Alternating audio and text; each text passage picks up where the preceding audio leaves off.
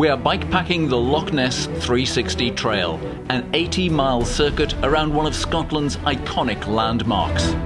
The massive geological fault that split Scotland in two also splits this trail. As a result, the two sides of this trail are quite different.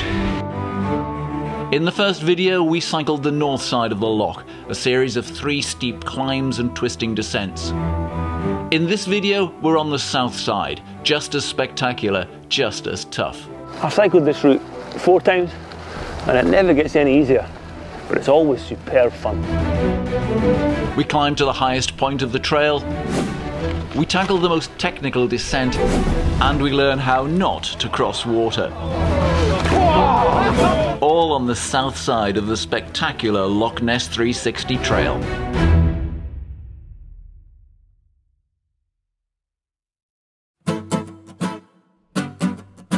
The southern end of the Loch Ness 360 Trail is in Fort Augustus. The locks of the Caledonia Canal, which allows boats to cut right through Scotland, are a big tourist attraction. The town's location makes it a bit of a frost trap, and it jointly holds the UK record for the lowest May temperature of -9.5 Celsius. One of the challenges of this route is that wherever you choose to break your journey for the overnight, you're going to start the day with a brute of a climb. The Sustrans Caledonia Way also goes through here, but it climbs out on a back road. Our route takes us on a recently built off-road section. This way out of Fort Augustus is known as the missing link because there was a South Loch Ness trail, but no way to get to it from Fort Augustus until this link was put in. It's very tempting on this section to jump on the road in bits, which is just up there, but on the gravel bikes, this is far better. If you're enjoying these videos and find them useful for planning your own trips, it would be great if you would subscribe and give us a thumbs up, please. You might even want to check out the join button that should be below each of the videos. These people did that and support the channel by joining the production crew or adventure crew. When you're done, hit the join button below each video, although not on an iPhone, and I'll pop up and explain what it's all about. That's been some climb from Fort Augustus, man, hasn't it? It's all the way. The highest point of the ride here, 450 metres. We've got to get up that? Got to go up that. All right. Just about bikeable up to it, I would say. With some lovely, lovely gravel biking up the top and great views. The difference between south and north sides of the loch are clearest at this point as we pass Loch Tarf and continue to climb. The hill is Carnan Sui, although I've probably mangled that Gaelic name. It's not a large hill, an easy climb from the road, but in total we're gaining more than 400 metres, 1,300 feet from Fort Augustus. This view is just absolutely astonishing. I thought it was good back there, but my goodness, look at that. And the amazing thing is we don't see Loch Ness. There's so many big efforts on this trail, but they're so worth it when you see this.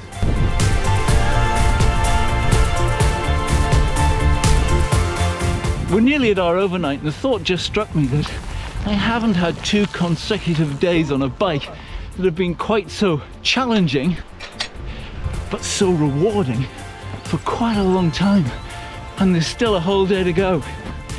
This is some trail.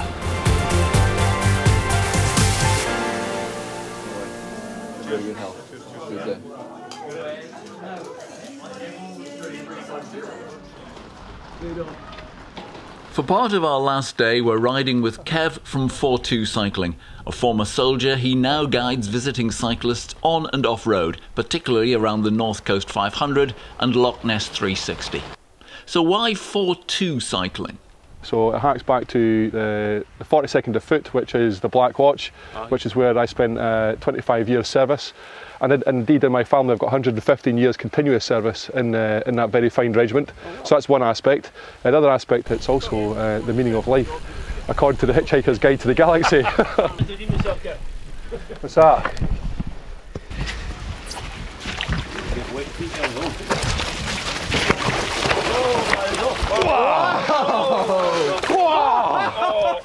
Oh, there we go, you got it!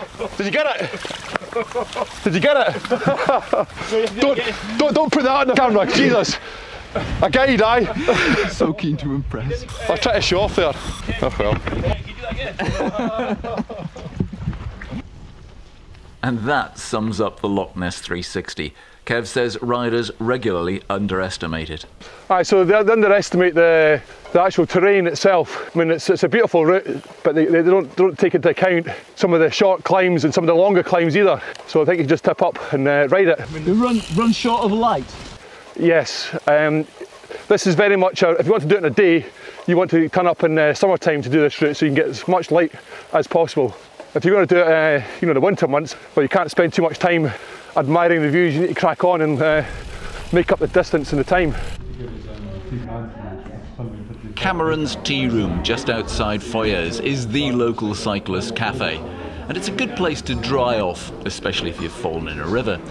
We're also planning a slight deviation from the official Loch Ness 360 onto a route more suited to cycling. Because that section's going to be pretty boggy after the recent rains, we're going to follow this track now. It's going to take you road, will take us round to Inverfarragy. So it's another option.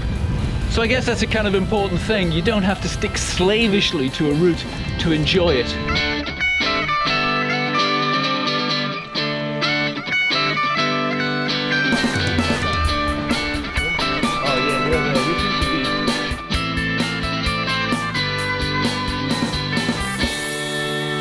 That's the actual Loch Ness 360 way coming in here. Okay. But at the far end of this it becomes pretty technical for a bike, and that's a much better route what we've just done. So the commute track that's linked below this video, that will be the route that we've ridden. Not technically all the Loch Ness 360, but better.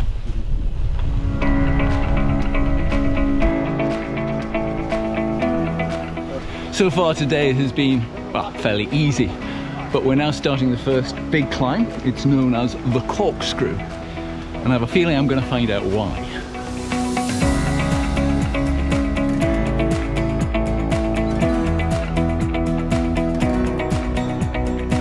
It is a lovely bit of road riding on a very quiet road too.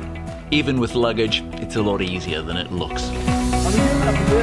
The differences between the two parts of the Loch Ness 360 trail, this south side and the north side of the loch, have been clear all day. We've been riding through lots of farmland, and that continues until the end. There's more road here too. Unlike the north side, there seems to be less commercial forestry. But as we rise and fall through the trees, we climb towards the day's highlight. The story goes that a man, probably about my age, walking through here at night, returning after collecting his very first pension, got lost in a storm and died. This became known as the Path of the Fair-Haired Lad.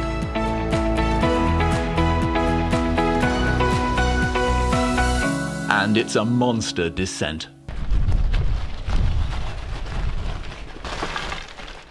The downhill here is probably the most technical bit of the Loch Ness 360. I last did this trail September 2019, so almost 2.5 years ago, and it was difficult then, but looking at it now it's even more difficult. There's more loose stones, there's more stuff to slip on. It's pretty on the edge of being unbikeable for me, certainly on a gravel bike. Oh shit! It's quite weird on that though, because even just biking it for 5 minutes, you do definitely find your eye a little bit. I don't do much of that stuff, but you get better on each corner. Well, I'm at the bottom of that section now, and actually it wasn't as bad as I first feared. The first 2 or 3 hairpins are pretty loose, looser than I remember them, but after that you get into rhythm, it gets a bit less technical, and I managed to bike the whole thing. I've got the stickiest tyres on I've ever had on a gravel bike, G1 Ultra bikes, and even there they were skidding a bit too much for me. A really interesting section and challenge.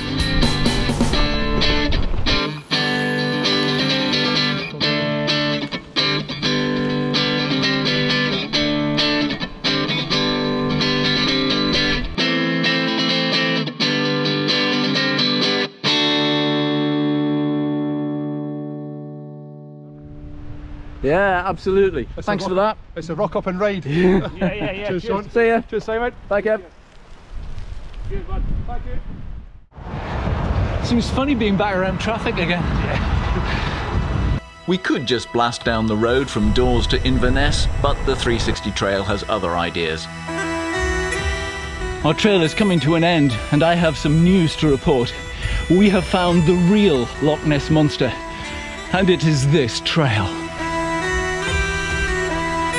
It's a fantastic trail for off-road biking. Really can't think of a better one I've done. One thing that I particularly enjoyed on this 3-day adventure around Loch Ness 360 is joining up with locals. People that know the area well and are really proud and pleased to show off what they've got. You can download an information sheet below this video or from the resources page of the website. We're grateful to Visit Inverness and Loch Ness for hosting our accommodation and food. So which is best, gravel bike or mountain bike? Well, we've spoken to the people who we've ridden with who ride this trail far more frequently than we do, and we've added our own thoughts. That's in the third video from this trail. A link is coming in a moment.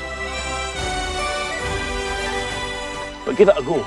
All in all, a superb 3 days. I'm tired, but I've had a great time. This is the video with advice for cyclists planning to ride the trail. Alongside are videos of my adventures in the Scottish Highlands. Until next time, bye.